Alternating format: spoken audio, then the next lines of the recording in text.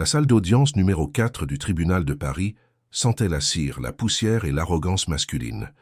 Cédric Cabat, l'homme d'affaires le plus en vue de la diaspora, ajustait ses boutons de manchette en or massif, un sourire méprisant aux lèvres. Il venait de passer 3 jours à humilier sa femme, Nia. Il l'avait décrite comme une villageoise, une ignorante, une femme juste bonne à élever des enfants et à se taire. Nia, elle, était assise de l'autre côté, petite dans sa robe en wax usé, serrant un sac de course en plastique contre sa poitrine. Tout le monde pensait que c'était fini. Cédric avait les meilleurs avocats. Nia n'avait personne. Mais alors que l'avocat de Cédric demandait la clôture du dossier avec un rire suffisant, la juge Lemoine a levé la main. Elle a retiré ses lunettes lentement. Le silence est tombé, lourd comme une pierre tombale. Elle a fixé Cédric Cabat droit dans les yeux, et elle a prononcé 4 phrases qui ont fait geler le sang du milliardaire. « Monsieur Cabat, vous nous avez dit que votre femme ne savait pas compter. Mais en ouvrant ce dernier dossier qu'elle vient de me remettre, je réalise que c'est vous qui ne savez pas lire. Vous pensiez avoir épousé une servante muette. Vous n'avez pas réalisé que pendant que vous dormiez, vous partagiez votre lit avec votre procureur. » Cédric a cessé de sourire.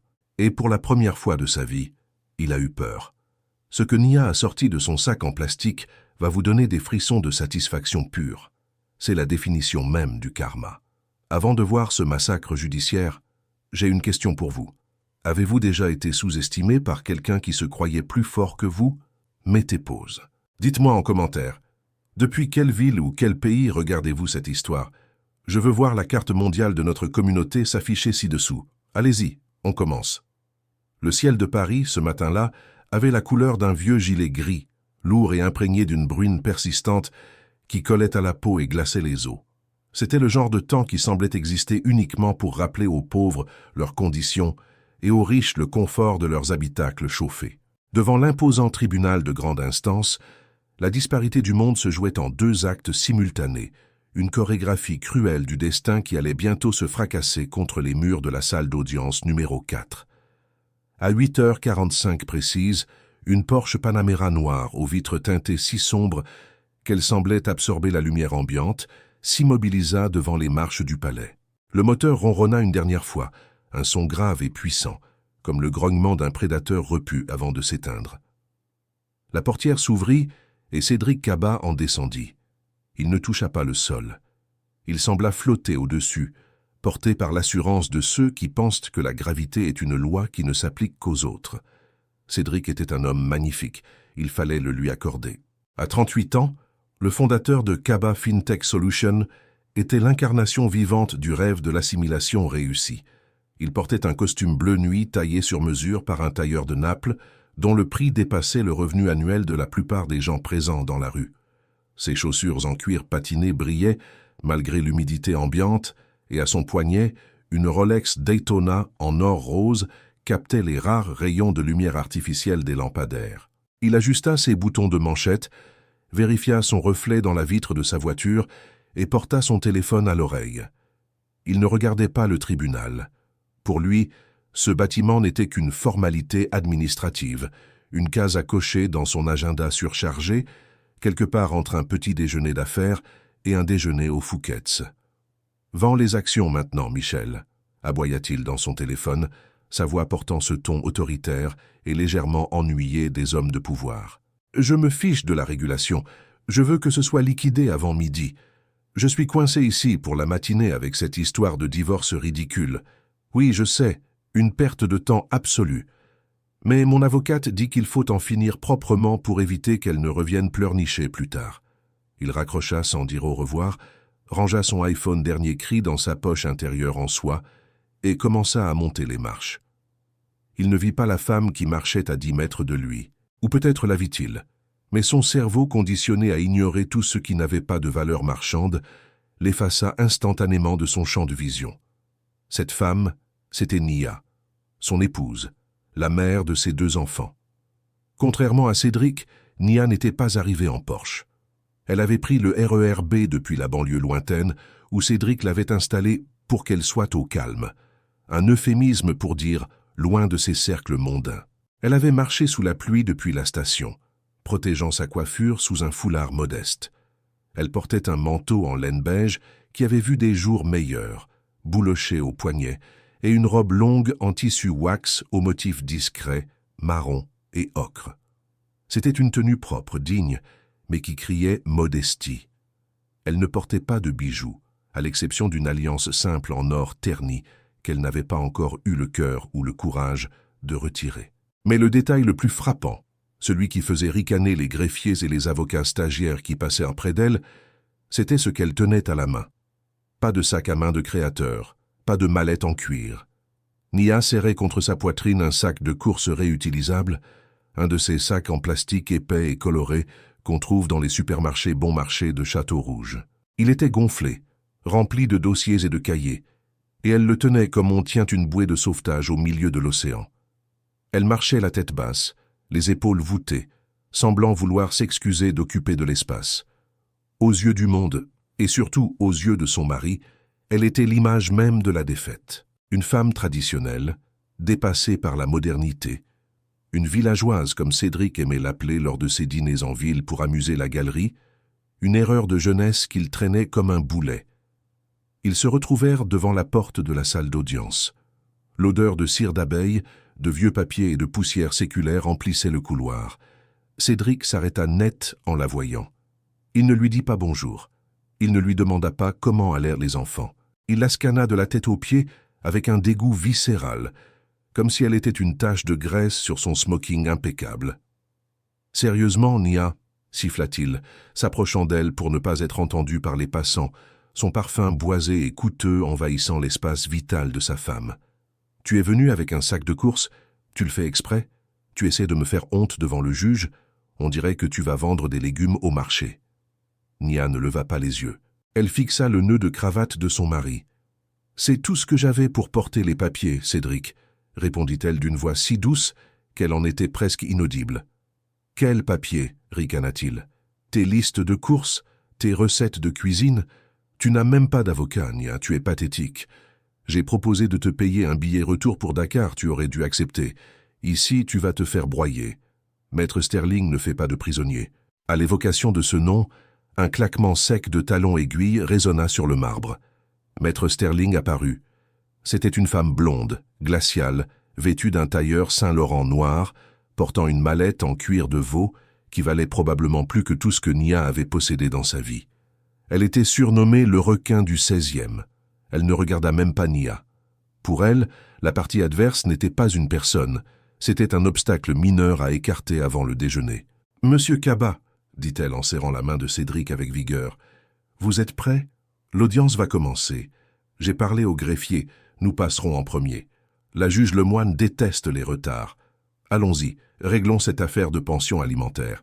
Je vais demander le minimum légal, vu qu'elle n'a jamais contribué financièrement au foyer. » Ils entrèrent dans la salle d'audience comme des conquérants entrant dans une ville déjà pillée. Cédric s'installa à la table de droite, étalant ses dossiers, son téléphone, mis sur silencieux mais posé bien en vue, et son stylo Montblanc.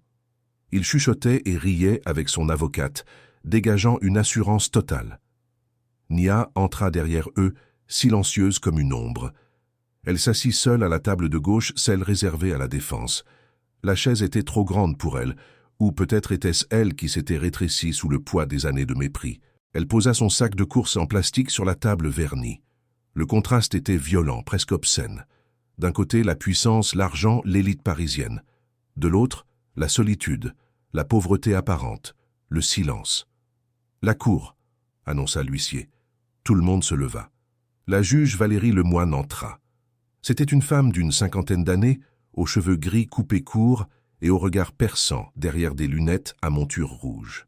Elle avait la réputation d'être sévère mais juste, et surtout, elle avait une sainte horreur des hommes qui utilisèrent le tribunal comme une extension de leur salle de conseil. Elle s'assit, ouvrit le dossier et regarda par-dessus ses lunettes. Elle vit Cédric Kaba, resplendissant d'arrogance. Puis elle vit Nia, recroquevillée derrière son sac en plastique. Un pli soucieux marqua le front de la juge. « Dossier Kaba contre Kaba », annonça la juge. « Demande de divorce pour faute et fixation de la pension alimentaire.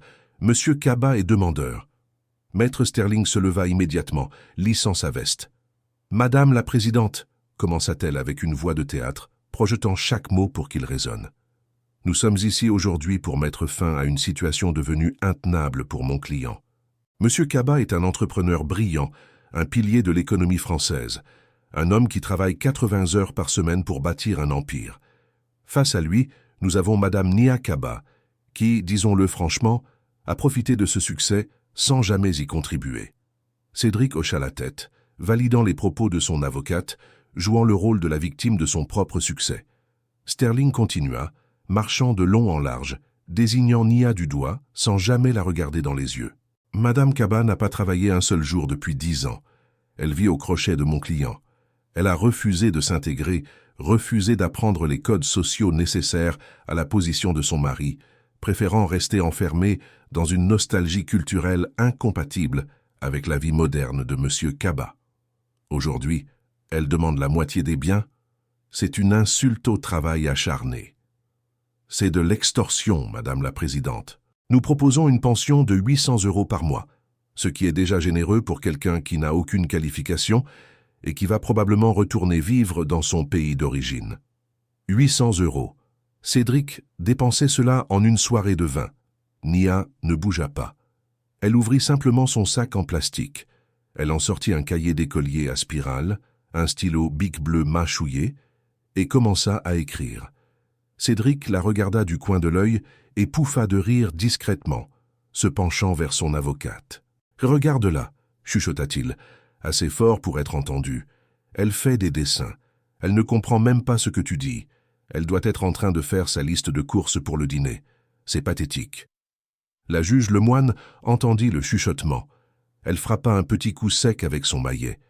« Monsieur Kaba, dit-elle d'une voix froide, si vous avez quelque chose à partager, partagez-le avec la cour. Sinon, je vous suggère de garder vos commentaires pour vos déjeuners d'affaires. Votre épouse a le droit au respect dans cette enceinte. » Cédric leva les mains en signe d'apaisement faussement humble, un sourire charmeur aux lèvres. « Toutes mes excuses, Madame le juge. C'est juste que la situation est frustrante. Je veux juste être libre pour continuer à créer de la valeur pour ce pays. » « Nous l'avons compris, » coupa la juge. Elle se tourna vers Nia. Le regard de la juge s'adoucit imperceptiblement. « Madame Kaba, vous n'avez pas d'avocat ?» Nia se leva lentement. Ses mains tremblaient légèrement, mais elle les posa à plat sur la table pour les stabiliser. « Non, Madame le juge, » dit-elle. Sa voix était basse, douce, avec cet accent chantant que Cédric détestait tant, car il lui rappelait ses propres origines qu'il tentait d'effacer. « Mon mari a bloqué nos comptes communs il y a 3 mois. Je n'avais pas les moyens de payer un avocat comme Maître Sterling. »« Objection » s'écria Sterling. « Mon client a simplement sécurisé les actifs. »« C'est noté, » dit la juge. « Madame Kaba, avez-vous quelque chose à répondre aux accusations de votre mari ? Il prétend que vous êtes une charge, que vous êtes incompétente et que ses finances sont trop précaires pour vous verser une pension décente. » Cédric croisa les bras, s'adossant à sa chaise, attendant le bégaiement, les larmes, la confusion. Il s'attendait à ce qu'elle implore la pitié, ce qui ne ferait que renforcer sa position de mâle dominant magnanime. Nia regarda son mari. Pendant une seconde, le temps sembla se suspendre. Dans ses yeux, Cédric ne vit pas la peur qu'il avait l'habitude d'y trouver. Il vit quelque chose d'autre, une eau calme, profonde et sombre. Elle replongea la main dans son sac de course en plastique tâti. Le bruit du plastique froissé résonna dans le silence de la salle. « Je n'ai pas de discours éloquent comme Maître Sterling, Madame le juge, » commença Nia. « Je suis, comme dit mon mari, une femme simple. Je passe mes journées à la maison. » Cédric sourit. Elle admettait sa défaite. « Cependant, » continua Nia, en sortant non pas des légumes, mais un document épais relié avec une spirale professionnelle et doté d'onglets de couleurs codifiées. « Puisque mon mari affirme que je ne faisais rien de mes journées, j'aimerais expliquer à la cour comment j'ai occupé mon temps libre pendant qu'il était en voyage d'affaires. » Elle posa le dossier sur la table. Sur la couverture, il n'y avait pas de dessin d'enfant. Il y avait un titre imprimé en gras, « Audit financier et patrimonial de la société Kaba Fintech 2020-2024.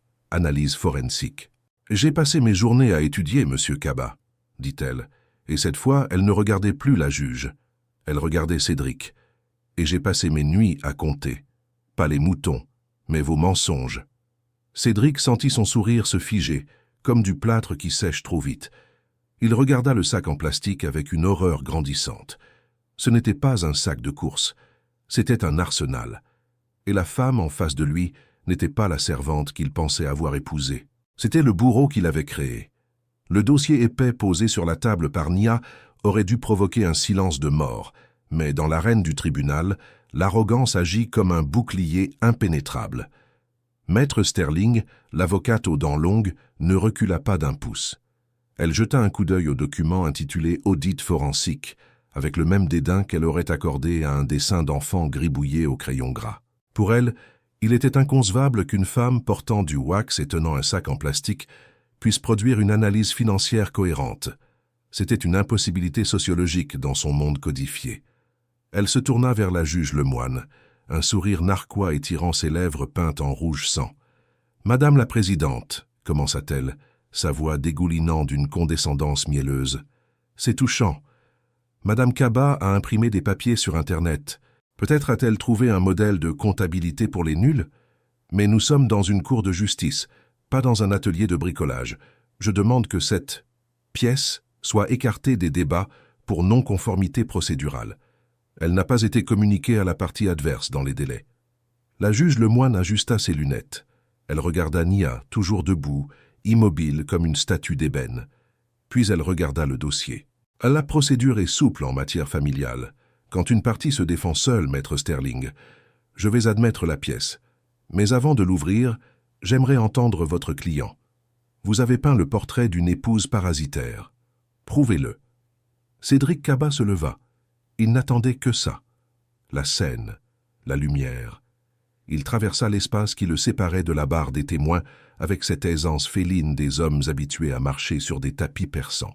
Il posa ses mains manucurées sur la barre de bois, fit jouer ses boutons de manchette en or pour qu'il capte la lumière et offrit à la juge son profil le plus photogénique, celui qu'on voyait sur les couvertures des magazines économiques sous le titre « L'avenir de la tech ». « Monsieur Kaba, » interrogea son avocate, « racontez-nous la réalité de votre vie commune. Pourquoi demandez-vous le divorce pour faute ?» Cédric soupira, un soupir long et théâtral, chargé d'une fatigue existentielle feinte. « La réalité, maître, c'est que je vis un enfer silencieux depuis 10 ans. J'ai épousé Nia par devoir, par respect pour nos familles au Sénégal. J'étais jeune, naïf. Je pensais pouvoir l'élever, l'intégrer à mon monde, mais c'est impossible. Elle refuse d'apprendre, elle refuse d'évoluer. » Il se tourna légèrement vers Nia, qui avait repris sa place et écrivait frénétiquement dans son cahier d'écolier, la tête baissée. « Regardez-la. Elle vit à Paris depuis une décennie, mais elle vit mentalement au village. Quand j'invite des investisseurs du CAC 40 à dîner, elle reste dans la cuisine. Elle ne parle pas anglais, elle parle à peine le français soutenu. Elle me fait honte.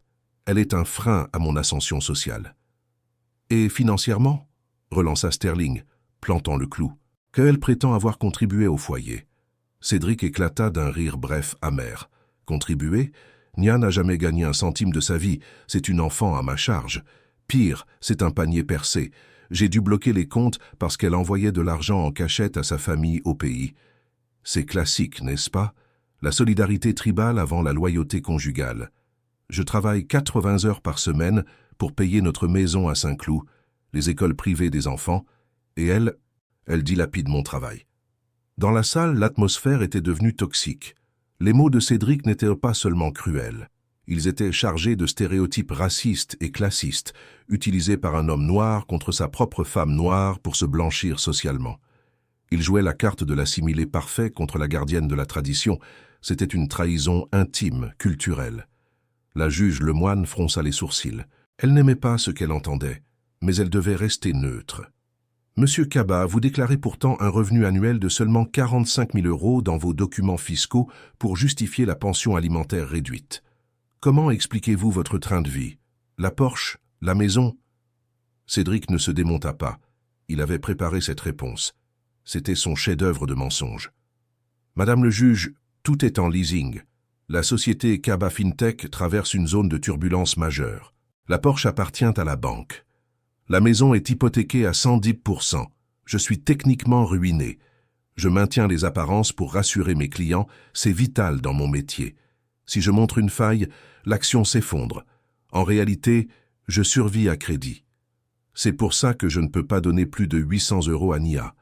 Si je lui donne plus, je coule, et les enfants n'auront plus rien. » Il prit une voix brisée, larmoyante. « Je suis un homme à bout, madame le juge. Je porte le monde sur mes épaules, et quand je rentre chez moi, je trouve une étrangère qui attend que je la nourrisse. » Maître Sterling hocha la tête avec gravité, comme si elle assistait à la confession d'un saint martyr.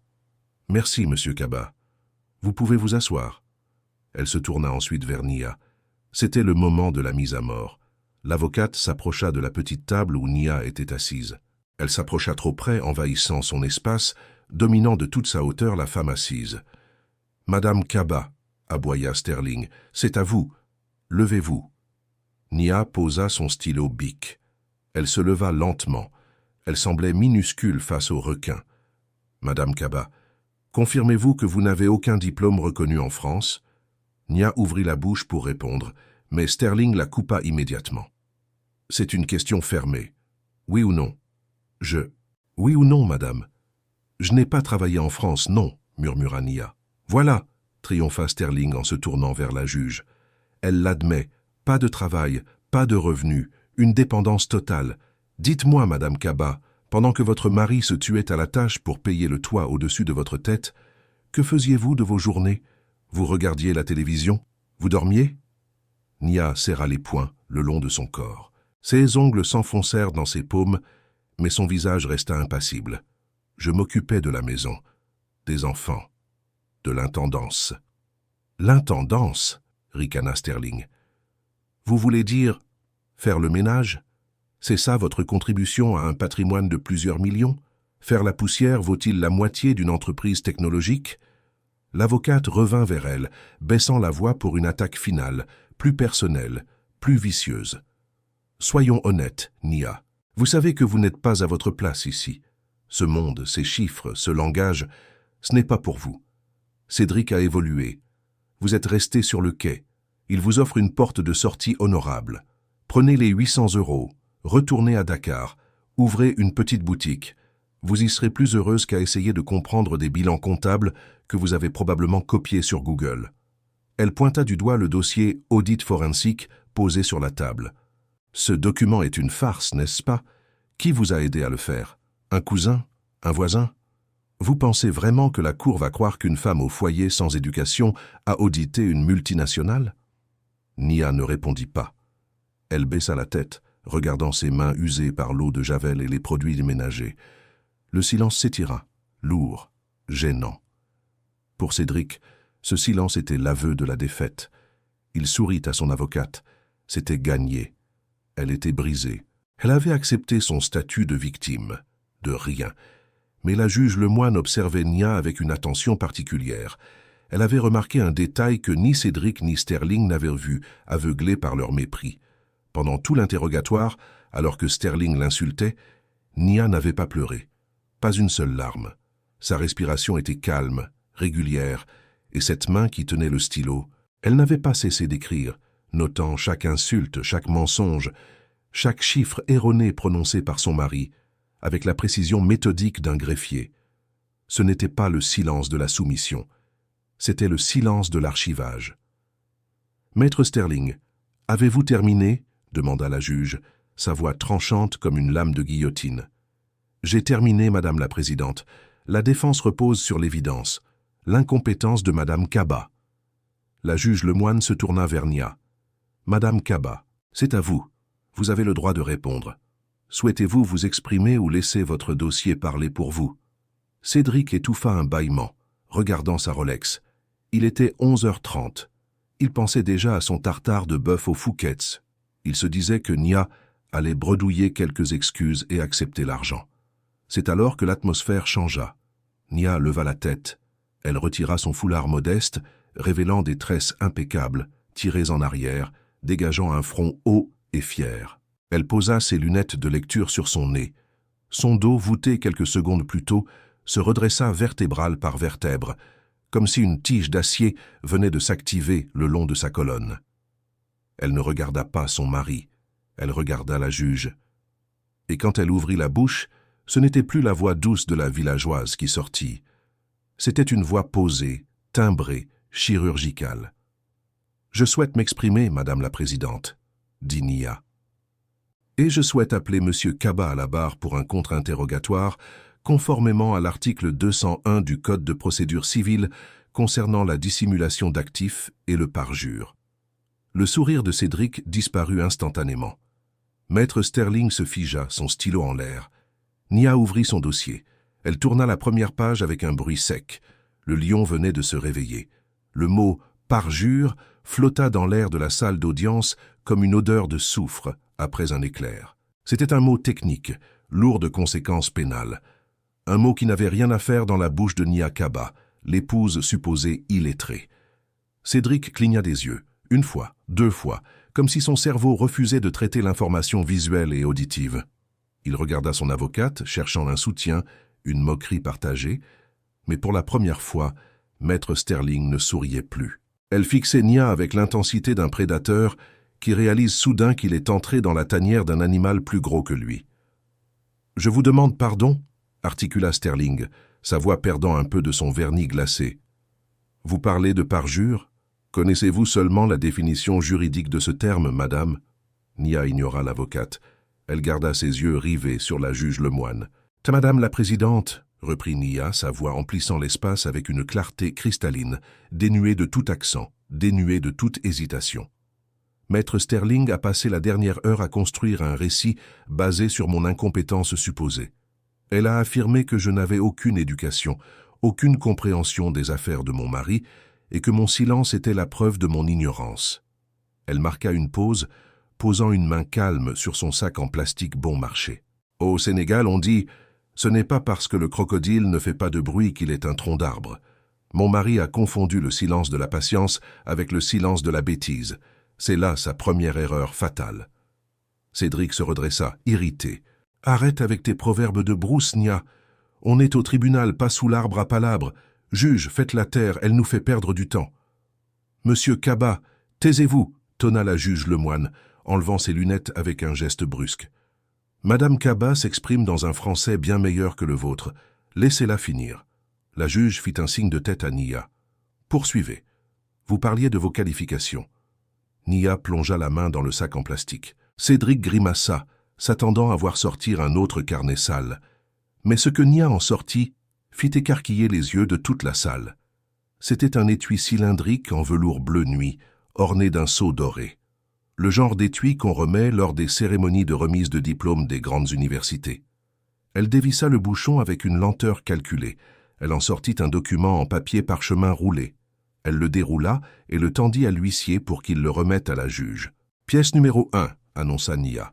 « Voici l'original de mon diplôme de Master 2 en droit des affaires et ingénierie financière, obtenu avec la mention « Très bien » à l'université Panthéon-Sorbonne, promotion 2023. » Le silence qui suivit fut absolu. On aurait pu entendre une épingle tomber sur la moquette usée. Cédric devint blanc, littéralement. La couleur quitta son visage comme l'eau d'un siphon. « C'est un faux, » balbutia-t-il. « C'est impossible. Tu étais à la maison. Tu cuisinais le thiboudienne. Tu emmenais les enfants au parc. Quand est-ce que tu aurais pu faire ça ?» Nia se tourna vers lui. Son regard était d'une tristesse infinie, mêlée d'une puissance nouvelle. « Quand, Cédric ?»« La nuit, pendant que tu ronflais après tes dîners d'affaires trop arrosés. Le matin, entre 4h et 6h, avant que les enfants ne se réveillent. Le week-end, quand tu partais jouer au golf en me laissant seul. J'ai suivi les cours à distance. J'ai passé mes examens en ligne. J'ai rédigé mon mémoire sur l'optimisation fiscale abusive et les sociétés écrans dans les paradis fiscaux. Tu sais pourquoi j'ai choisi ce sujet ?» Elle sourit, un sourire froid qui ne montait pas jusqu'à ses yeux. « Parce que j'avais le meilleur cas pratique sous les yeux. Toi. » Maître Sterling arracha le diplôme des mains de l'huissier pour l'examiner. Elle cherchait une faille, une trace de Photoshop, n'importe quoi. « C'est authentique !» murmura-t-elle, dépitée. Le sceau est sec. La signature du recteur est conforme. Elle regarda Nia avec une horreur nouvelle. Elle réalisait qu'elle avait insulté une consoeur, peut-être même une supérieure intellectuelle, pendant 1 heure. « Mais ce n'est pas tout !» continua Nia, reprenant le contrôle de la salle. Elle sortit un deuxième dossier du sac, plus épais, relié en rouge. « Avoir un diplôme est une chose, L'utiliser en est une autre. Mon mari a affirmé sous serment que sa société, Kaba FinTech, était au bord de la faillite. Il a produit des bilans comptables montrant des pertes structurelles pour justifier une pension de misère. Elle ouvrit le dossier rouge. Pièce numéro 2. Voici ce que j'appelle le cahier noir. Cédric, tu te souviens de ce petit carnet que je gardais sur la table de la cuisine, celui dont tu te moquais en disant que je notais mes recettes de fataya? Cédric tremblait maintenant. Il se souvenait. Il se souvenait d'avoir ri de ce carnet. Il se souvenait d'avoir passé des appels téléphoniques confidentiels dans la cuisine, pensant que sa femme était trop stupide pour comprendre les termes techniques. Pendant 5 ans, expliqua Nia à la juge, j'ai été la femme invisible, l'épouse meuble. Cédric passait ses appels devant moi en haut-parleur. Il laissait traîner ses relevés bancaires, parce qu'il pensait que pour moi, ce n'était que du papier. Il dictait ses mots de passe à son assistante, alors que je repassais ses chemises à côté de lui. Elle leva le carnet. J'ai tout noté. Les dates, les heures, les noms des sociétés offshore, les numéros de compte aux îles Caïmans, au Luxembourg, à l'île Maurice. J'ai noté les codes d'accès, j'ai noté les noms des prête-noms. Elle se tourna vers Maître Sterling. « Maître, vous avez dit que je n'avais pas contribué au foyer. Je pense qu'au contraire, j'ai été la directrice financière occulte de cette famille, et en tant qu'auditeur interne bénévole, j'ai découvert quelques anomalies. »« Objection !» hurla Sterling, se levant d'un bond paniqué. « C'est une violation de la vie privée. Ces informations ont été obtenues de manière illicite. C'est du vol de données. » La juge Lemoine sourit. C'était un sourire de loup qui reconnaît un autre loup. « Rejeté, maître. Madame Kaba vivait dans le domicile conjugal. Si Monsieur Kaba a été assez imprudent pour crier ses secrets financiers dans sa propre cuisine, ce n'est pas une violation de la vie privée, c'est de la négligence domestique. Madame Kaba, continuez. Qu'avez-vous trouvé dans ce cahier noir ?» Nia feuilleta le dossier. Cédric a déclaré un revenu de 45 000 €. Mais à la page 12 de mon rapport, vous trouverez le relevé de la société écran Lyon Teranga Ltd, domiciliée à Dubaï. Cédric en est le bénéficiaire économique unique. Cette société a reçu le 14 janvier dernier un virement de 2,5 millions d'euros provenant de la vente d'un logiciel que Cédric prétend avoir échoué. Elle leva les yeux vers son mari. Cédric s'était affaissé sur sa chaise. Il ne ressemblait plus au géant de la tech. Il ressemblait à un enfant pris la main dans le sac de bonbons, sauf que le sac valait des millions et que la punition serait la prison. Et il a utilisé cet argent, poursuivit Nia implacable, non pas pour sauver son entreprise, mais pour acheter un appartement avenue Victor Hugo, mis au nom de sa mère pour qu'il n'apparaisse pas dans le divorce. Un murmure parcourut la salle d'audience. Les journalistes présents, qui s'ennuyaient jusqu'alors, tapotaient frénétiquement sur leur téléphone. C'était le scoop de l'année. Le Golden Boy de la FinTech, détruit par sa femme, analphabète. « C'est un mensonge !» tenta Cédric, mais sa voix s'était brisée. Il n'avait plus son ton de baryton autoritaire. Il couinait. « Elle invente, elle ne comprend rien aux flux financiers internationaux. »« Vraiment ?» demanda Nia. « Alors expliquons le mécanisme de la double facturation inversée que tu as utilisé avec tes fournisseurs en Chine. » Page 24 du rapport. Elle commença à détailler le schéma de fraude avec une précision technique effrayante. Elle utilisait des termes comme EBITDA, dividende fictif, bénéfice non distribué. Chaque mot était un clou dans le cercueil de la réputation de Cédric. Maître Sterling se rassit lentement. Elle rangea son stylo Montblanc. Elle ferma son propre dossier. Elle savait. En tant qu'avocate expérimentée, elle savait quand un navire avait heurté un iceberg, et le Titanic Kaba venait de rencontrer l'iceberg Nia. Nia s'arrêta de parler. Elle referma doucement son dossier rouge.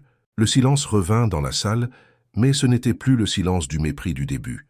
C'était le silence du respect, le silence de la peur. Elle regarda Cédric, droit dans les yeux. Pour la première fois depuis 10 ans, ils étaient égaux. Non, ils n'étaient pas égaux. Elle le dominait de toute la hauteur de son intelligence cachée. « Tu m'as appelé la villageoise, Cédric, » dit-elle doucement. « Tu as oublié une chose sur le village. Au village, les femmes se lèvent avant le soleil. Elles travaillent quand les hommes dorment. Et elles voient tout. Tu pensais que j'étais ton ombre. Je suis devenu ta lumière, et la lumière, Cédric, ça brûle les yeux de ceux qui vivent dans le mensonge. » La juge Lemoine regarda Nia avec une admiration non dissimulée. « Maître Sterling, dit la juge, avez-vous des questions pour le témoin expert, pardon, pour Madame Kaba ?» Sterling secoua la tête, pâle. « Non, Madame la Présidente. »« Bien, dit la juge.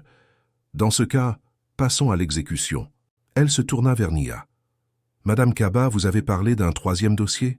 Nia hocha la tête et plongea une dernière fois la main dans le sac en plastique. « Oui, Madame le juge, le dossier financier prouve qu'il est riche, mais ce troisième dossier prouve qu'il est dangereux. » Le cheval de Troie était ouvert. Les soldats s'étaient en sortie. La citadelle Kaba était en flammes. Et Nia ne faisait que commencer. Le troisième dossier que Nia sortit de son sac en plastique n'était pas épais.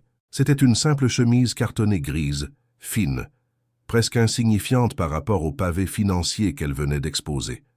Pourtant, la manière dont elle le tenait, du bout des doigts, comme on tient un objet contaminé ou une preuve radioactive, fit parcourir un frisson glacé dans l'échine de Cédric Kaba. Dans la salle d'audience numéro 4, l'atmosphère avait muté. Ce n'était plus un procès pour divorce, c'était une autopsie en direct. Cédric, qui était entré en empereur, ressemblait désormais à un animal traqué. Il desserrait frénétiquement son nœud de cravate en soie, sentant l'étau se resserrer autour de sa gorge. La transpiration commençait à perler sur son front, ruinant le travail de son fond de teint matifiant, et l'odeur de son parfum de luxe virait à l'aigre, mélangée aux phéromones de la panique pure. « Madame le juge » commença Nia, sa voix toujours aussi calme, ce calme terrifiant qui contrastait avec le chaos qu'elle orchestrait. « Mon mari a demandé la garde exclusive de nos enfants, Léo et Aïcha. Il a déclaré à cette barre, il y a moins d'une heure, qu'il était un père dévoué, prêt à tout sacrifier pour leur éducation, et que je n'étais qu'un obstacle à leur épanouissement. Il a peint le portrait d'un homme qui veut construire un foyer, même sans moi. » Elle ouvrit la chemise grise. Elle n'en sortit qu'une seule feuille de papier, une simple impression d'écran. « Pièce numéro 3, annonça-t-elle. Ceci est une copie certifiée d'un formulaire de demande de visa Golden Resident pour Dubaï, soumise électroniquement par M. Kaba il y a 3 semaines. La procédure est accélérée, payée au prix fort. » Elle tendit le document à l'huissier, qui le porta à la juge Lemoine, comme s'il portait une sentence de mort. Cédric bondit de sa chaise. « C'est pour le business. Je dois voyager pour la société. C'est un visa d'affaires. »« Vraiment ?» coupa Nia, se tournant vers lui. Son regard était celui d'un chirurgien incisant un abcès. « Alors pourquoi, à la case « statut marital », as-tu coché « célibataire » et pourquoi, à la case « personne à charge accompagnante », as-tu coché « aucune » La salle haleta. C'était le coup de grâce morale. Cédric ne planifiait pas de se battre pour ses enfants.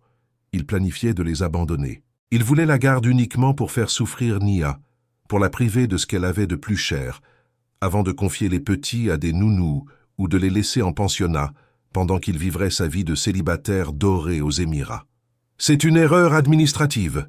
hurla Cédric, sa voix montant dans les aigus, perdant toute sa virilité performative. « C'est mon assistante qui a rempli le formulaire. Elle s'est trompée. »« Ton assistante ?» demanda Nia. « Celle à qui tu as envoyé cet email le 12 octobre à 14h30 ?»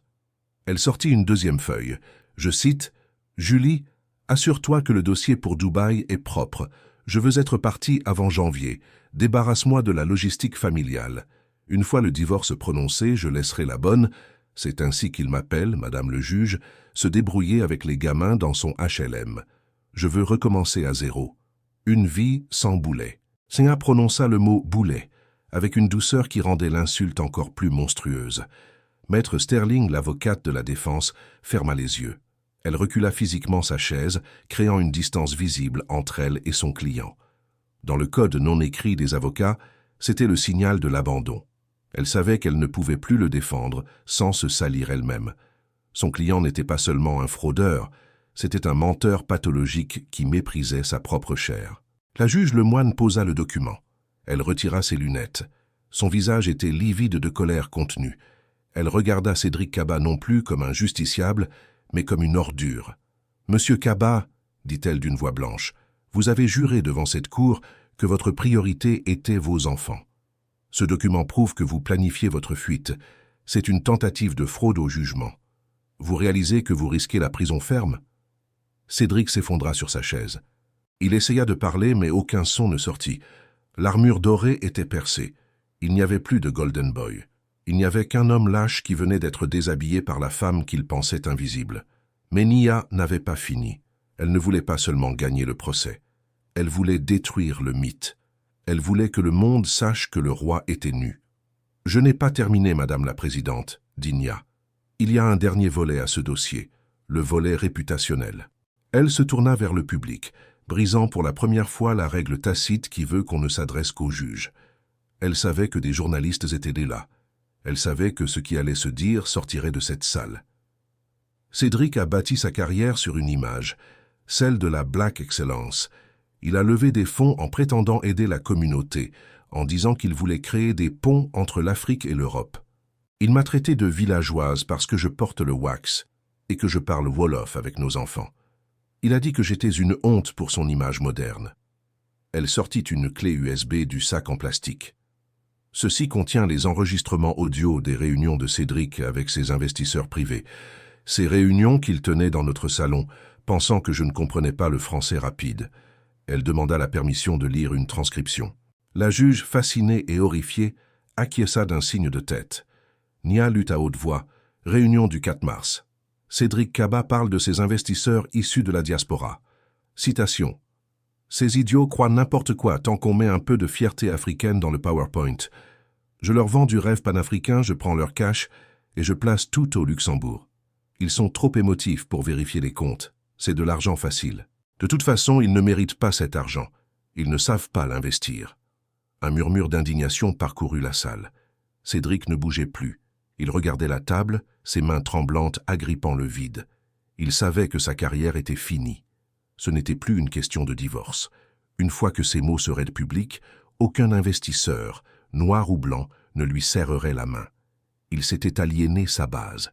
Il s'était moqué de ceux qui l'avaient fait roi. « Tu as honte de moi, Cédric ?» demanda Nia, s'approchant de lui pour la première fois. Elle entra dans son espace vital. Elle sentait son odeur de peur. « Tu as honte de mes origines, de mon éducation?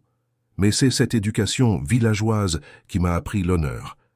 C'est cette patience africaine qui m'a permis d'attendre 5 ans avant de frapper. Tu voulais être un blanc, Cédric. Tu voulais tellement effacer qui tu étais que tu es devenu personne. Tu n'es plus africain, tu n'es plus mari, tu n'es plus père. Tu es juste un solde bancaire négatif. » Elle se tourna vers Maître Sterling. « Maître, vous avez demandé qui m'avait aidé. Qui avait fait cet audit? Vous avez suggéré un voisin ou un cousin. » Nia sourit. C'était un sourire radieux, terrifiant de beauté. « Personne ne m'a aidé. J'ai tout fait seul. J'ai utilisé l'ordinateur de Cédric quand il dormait. J'ai appris le code pénal par cœur. J'ai appris les normes IFRS de comptabilité. J'ai appris à tracer une adresse IP. J'ai fait tout cela en changeant des couches et en préparant le dîner. Parce que les femmes comme moi, maître, les femmes que vous ne voyez pas, nous sommes habitués à porter le monde sans nous plaindre. Mais quand nous le lâchons, la terre tremble. » Elle referma la chemise grise. Elle remit la clé USB dans le sac en plastique. Elle reprit sa place derrière la petite table de la défense. Elle s'assit, croisa les mains et redevint, pour une seconde, la statue silencieuse. Mais l'illusion était brisée. Tout le monde dans la salle, du greffier au journaliste, savait qu'il ne regardait pas une victime. Il regardait un grand prédateur qui venait de finir son repas. La juge Lemoine laissa passer un long silence, laissant les mots de Nia s'imprégner dans les murs du tribunal. Elle regarda Cédric Kaba, cet homme qui était entré en conquérant et qui ressemblait maintenant à une coquille vide, un costume coûteux sans personne à l'intérieur. « La cour a entendu suffisamment, » dit la juge. « La plaidoirie est close. Je n'ai pas besoin de délibérer pendant des semaines. Les preuves sont accablantes. Le jugement sera rendu immédiatement. » Cédric leva la tête. Il avait les yeux rouges. Il regarda son avocate. « Fais quelque chose, » murmura-t-il. « Dis quelque chose. » Maître Sterling rangea ses dossiers dans sa mallette en cuir de veau.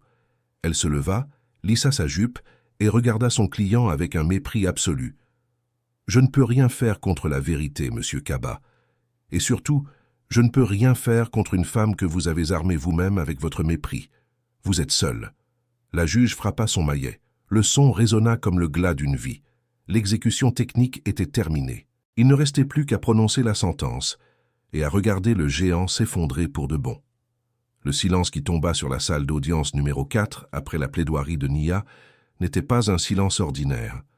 C'était une chape de plomb, lourde, définitive, le genre de silence qui précède l'effondrement d'un bâtiment ou la fin d'un règne.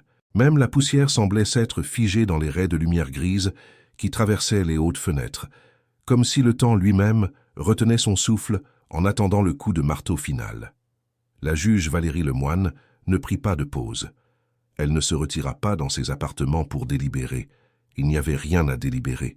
La vérité avait éclaté avec une telle violence lumineuse qu'elle avait brûlé toutes les nuances de gris.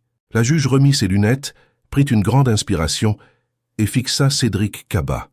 Cet homme qui, 1 heure plus tôt, remplissait la pièce de son ego, semblait avoir rétréci physiquement. Il était affalé sur sa chaise, le regard vide, fixant le vide comme un naufragé, regarde l'océan qui vient d'avaler son navire. « Levez-vous », ordonna la juge. Sa voix n'était pas forte, mais elle claqua comme un fouet. Cédric se leva péniblement. Ses jambes tremblaient. Il s'appuya sur la table pour ne pas vaciller. Maître Sterling se leva aussi, mais elle garda une distance sanitaire de 50 centimètres avec son client comme si l'échec était une maladie contagieuse.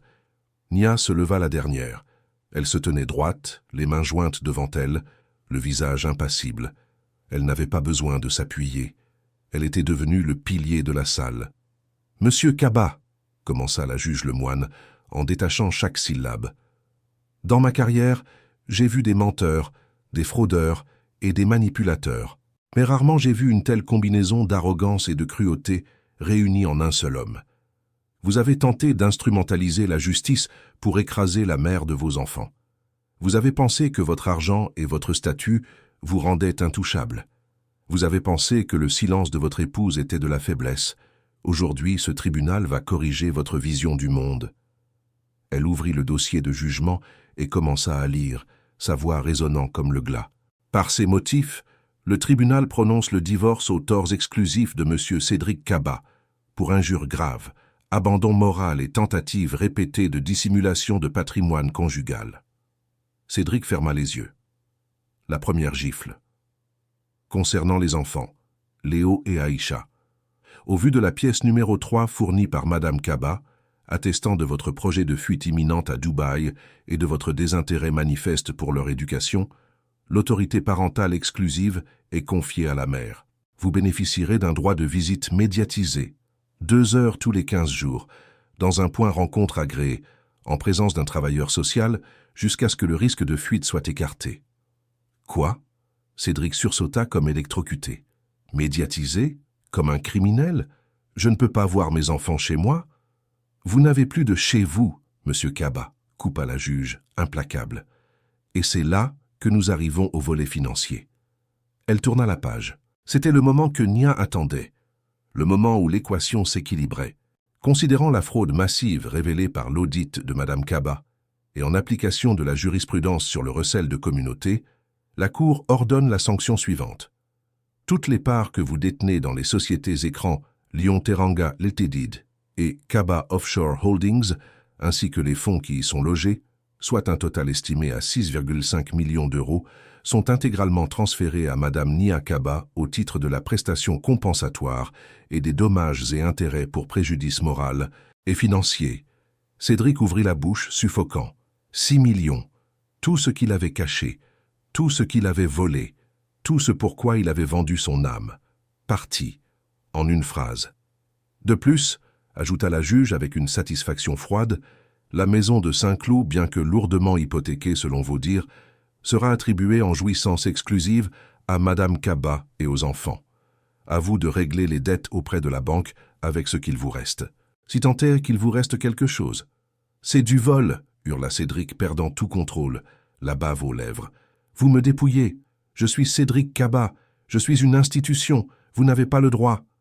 Silence, tonna la juge, frappant si fort avec son maillet que le bois faillit se fendre. Un mot de plus et je vous fais incarcérer pour outrage sur le champ. D'ailleurs, parlons d'incarcération. En vertu de l'article 40 du Code de procédure pénale, je suis dans l'obligation de transmettre le dossier complet, incluant les preuves de blanchiment et de fraude fiscale fournies par votre épouse au parquet national financier. L'audience civile est terminée, Monsieur Kaba, mais vos ennuis pénaux ne font que commencer. Huissier, veuillez accompagner Monsieur Kaba vers la sortie avant que la police ne vienne le chercher. La juge se leva. Elle regarda Nia une dernière fois. Le masque de fer de la magistrate se fissura l'espace d'une seconde pour laisser place à un sourire de femme à femme. Un hochement de tête imperceptible. Bien joué. L'audience est levée. Le brouhaha reprit instantanément, amplifié par l'excitation des journalistes qui se ruaient vers la sortie pour envoyer leurs dépêches. Le roi de la FinTech détruit par son épouse invisible. Le titre était déjà écrit. Cédric restait assis, hébété. Il regarda autour de lui.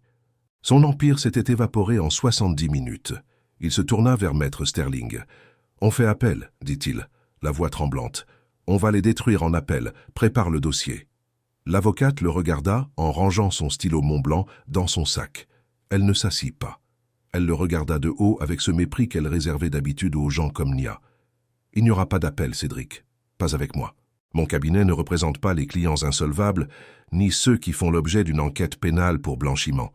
C'est mauvais pour mon image de marque. » Elle lui tendit une facture pliée en deux. « Mes honoraires pour aujourd'hui.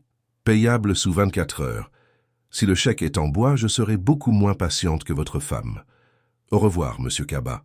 Bonne chance avec le commis d'office. » Elle tourna les talons, ses aiguilles claquant sur le marbre, et sortit sans se retourner, le laissant seul à la table des perdants, entouré de chaises vides et de l'écho de sa propre arrogance. De l'autre côté de l'allée, Nia rangeait ses affaires. Elle remit le diplôme dans l'étui de velours.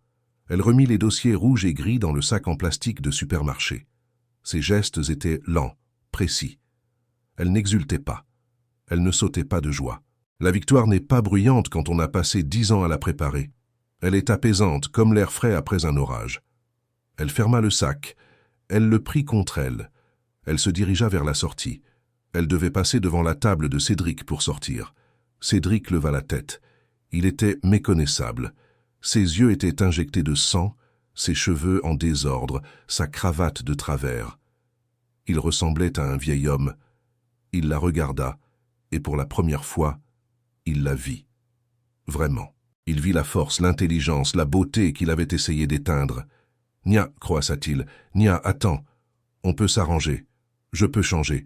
Ne me laisse pas comme ça. J'ai tout construit pour nous. Tu ne peux pas me prendre mes enfants. Nia, s'il te plaît. » Nia s'arrêta à sa hauteur. Elle ne se tourna pas complètement vers lui. Elle tourna juste la tête, légèrement. Elle le regarda par-dessus son épaule. Elle aurait pu l'insulter. Elle aurait pu lui cracher au visage. Elle aurait pu lui rappeler chaque humiliation, chaque nuit où il l'avait laissée pleurer seule. Mais Nia était une reine, et les reines ne dialoguent pas avec les bouffons déchus. Elle ne dit rien. Elle fit simplement un petit geste de la main, comme pour chasser une mouche gênante.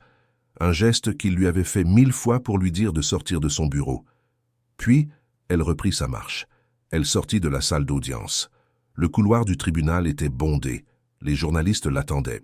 Les flashs crépitèrent, aveuglants. « Madame Kaba, un mot. Comment avez-vous fait? Est-ce vrai que vous avez tout pris? Allez-vous diriger l'entreprise ?» Nia s'arrêta un instant sur les marches du palais. La pluie avait cessé. Un rayon de soleil timide perçait les nuages gris de Paris, illuminant le parvis mouillé. Elle posa le sac en plastique par terre, près d'une poubelle. Elle n'en avait plus besoin. Ce sac était le symbole de sa vie d'avant, la vie de la femme qui se cache. Elle sortit de sa poche une paire de lunettes de soleil noires, larges, élégantes. Elle les posa sur son nez. Une berline noire aux vitres teintées s'arrêta au pied des marches. Ce n'était pas la Porsche de Cédric, c'était un Uber berline qu'elle avait commandé avec sa propre carte bancaire, celle qu'elle venait de débloquer. Le chauffeur sortit pour lui ouvrir la porte. Avant de monter, elle se tourna une dernière fois vers les caméras. Elle ne sourit pas, elle ajusta simplement son foulard. « On ne marche jamais sur la queue d'une lionne endormie », dit-elle doucement, mais les micros captèrent chaque mot, parce qu'au réveil, elle a faim. Elle monta dans la voiture. La porte claqua avec un bruit sourd et luxueux. La voiture s'éloigna, laissant derrière elle le palais de justice, le sac en plastique vide et un homme en costume italien qui pleurait seul dans une salle vide. Cédric Cabat avait tout, l'argent, la gloire, le pouvoir. Mais il avait oublié l'essentiel. Il avait oublié de respecter celle qui tenait les murs de sa maison. Et maintenant, il allait apprendre que le toit tombe toujours quand on brise les fondations. Nia regarda Paris défiler par la fenêtre. Elle sortit son téléphone. Elle composa le numéro de sa mère au Sénégal. « Allô, maman ?»